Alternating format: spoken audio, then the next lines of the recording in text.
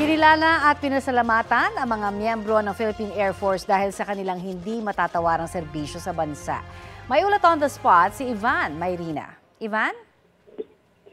Connie, panauhing pandangal sa ika-78 na founding anniversary ng Philippine Air Force, si Pangulong Bongbong Marcos dito sa Villamor Air Base sa Pasay City.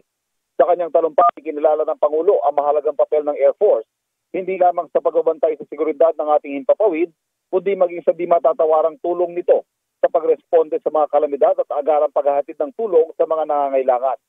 Sa usapin naman ng pagbabantay ng teritoryo, kinilala rin ng Pangulo ang mga nagawa ng Air Force sa pagmamanman sa ating airspace at gayon din sa ating karagatang sakop ng ating teritoryo.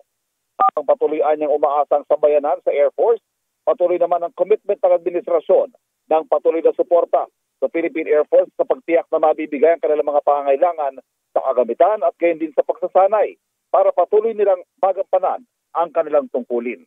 Connie? Maraming salamat, Ivan Mayrina.